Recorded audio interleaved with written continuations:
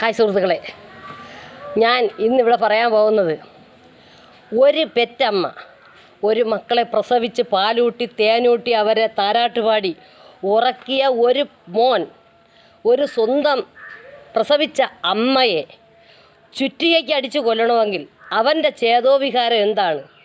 വല്ല ലഹരിയോ ഉപയോഗിച്ചതാണെങ്കിൽ അവൻ ലഹരിക്ക് അടിമപ്പെട്ടതാണെന്ന് പറയാം.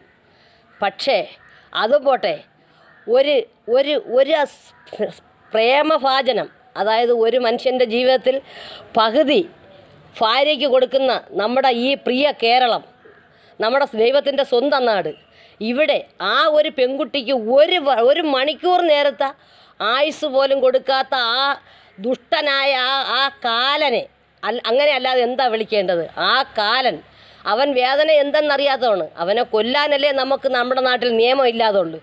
അവൻ്റെ ഓരോ വിരലിനകത്തും സൂചി കുത്തണം. അത് തന്നെയാണ് ചെയ്യേണ്ട ശിക്ഷാവിധി, വേറൊന്നുമില്ല. വേദന എന്തെന്നറിയണം അവൻ. അല്ലാതെ അവൻ ഒരു ലഹരിക്ക് അടിമയല്ല, അവന് വേറൊരൊന്നുമില്ല. അവൻ നല്ലപോലെ ആക്ട് ചെയ്തു ഇന്നലെ പാങ്ങോട് സ്റ്റേഷനിലെന്നറിഞ്ഞു.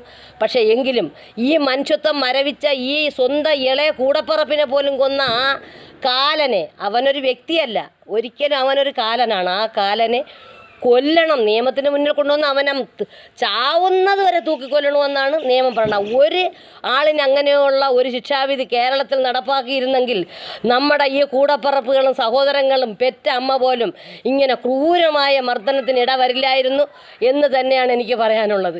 ഇങ്ങനെയുള്ള എന്താ പറയുന്ന നരസിംഹങ്ങൾ, ഇങ്ങനെയുള്ള ക്രൂരന്മാരായ റിപ്പർ മോഡലിൽ സ്വന്തം കൂടപ്പറപ്പുകളെയും തള്ളേനെയും കാമുകിയെപ്പോലും കൊന്ന അവനെ വെച്ചേക്കരുതെന്നാണ് എൻ്റെ പക്ഷം. അങ്ങനെ തന്നെ ചെയ്യണം. അവൻ്റെ ശരീരം ഓരോ ഇഞ്ചായിട്ട് അവനെ ദ്രോഹിച്ച് നോവിച്ച് ഭംഗിയായിട്ട് അവനൊരു ശിക്ഷ കൊടുക്കണം. ഇല്ലെങ്കിൽ നമ്മുടെ കേരള ജനതയ്ക്ക് ഇനി ജീവിക്കാൻ, ഈ ദൈവത്തിൻ്റെ സ്വന്തം നാട്ടിൽ സ്വസ്ഥമായി ഒന്നും ജീവിക്കാൻ പറ്റില്ല.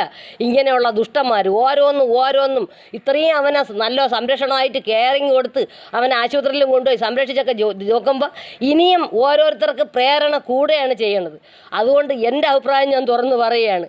അതുകൊണ്ട് എൻ്റെ പ്രിയ സഹോദരങ്ങളെ, ഈ നിയമം ഇത് ആരെങ്കിലും കേൾക്കാനിടയാവണമെങ്കിൽ അവനെ നിയമത്തിൻ്റെ മുമ്പിൽ കൊണ്ടുവന്നിട്ട് ഇവനെ കൊല്ലാൻ നിയമം ഇല്ലെങ്കിൽ വേണ്ട, പക്ഷേ അവൻ്റെ ശരീരത്തിൽ ഓരോ ഇഞ്ചിലും അവനെ നോവിക്കണം. അങ്ങനെയാണ് എനിക്ക് പറയാനുള്ളത്. ശരി, നന്ദി, നമസ്കാരം.